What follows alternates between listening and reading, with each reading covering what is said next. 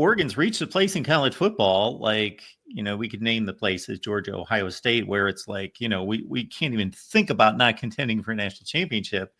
And of course, 9 and 10 seems to be the divider there. Can't get 9 wins. It's got to be 10. If they get to 10, they should be fine. Yeah, no, it is. We have reached that point. And like, I think that's a healthy place for the Oregon program to be the way they've committed to this. I also think like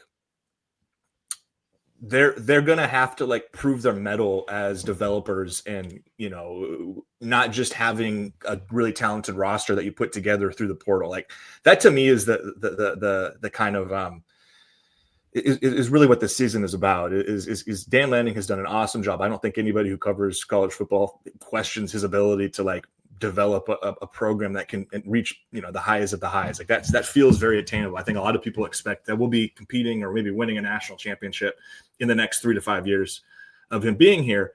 At the same time, like, do they have the roster to do it again? Like last year's team went 12-0 in the regular season. They relied on a lot of guys that were fifth-year seniors, fourth-year seniors, sixth-year seniors, fourth-year juniors, whatever. Just these veteran players. That's not the bet they're making this year. They're saying we've got a bunch of young guys that we're ready to take a shot at this with.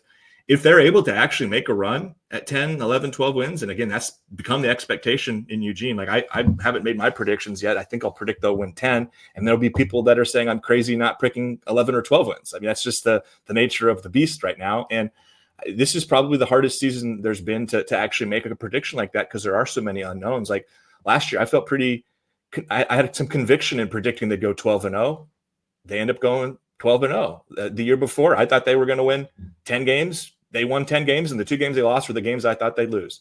This year is a different animal. Like I haven't made my predictions, but I think I lean 10 wins. But like if you told me at the end of the year, like quarterback play didn't work out, some of the younger players maybe weren't what we expected they would be, and they win 8 or 9 games, like I don't think that's out of the realm of possibilities. It would be a really disappointing outcome for a program that wants to be on the ascension, wants to be competing. So, I think expectation is college football playoff or bust every year at Oregon. And this is certainly one of those years where you can point and go, like, there's so much turnover that is it unreasonable for us to think they can actually get there?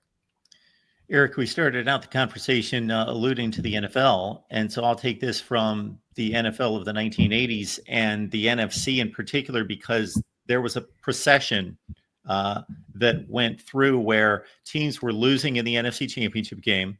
And then they were just that one step away. And then they did all the right things to get themselves to the Super Bowl. Just went for like 4 consecutive years in the NFC, the Redskins, the Niners, the Bears, etc., where they would lose in the NFC Championship game. Then they would take the next step. Now with Oregon, but we've also seen situations where a team reaches championship play and they get gut punched.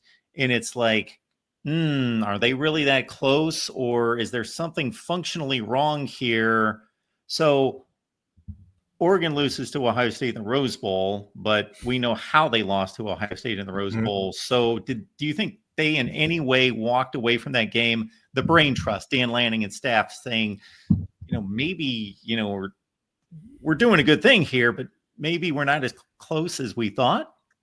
That's such a good question, Mark, and in part because I wish I could get a straight answer from Dan or anybody on staff on that sort of topic. And if you've seen any of his post-game or pre-game or midweek interviews, you've seen Dan is about as buttoned up as anybody in the country, and that's because he's from the Kirby and Nick coaching tree, and that's how those guys do business. And I'm not blaming him for it, but I'd love to have some candid answers on like what that game actually meant. Because I asked Dan specifically about this on our first time talking after the Rose Bowl, and I think it was in March.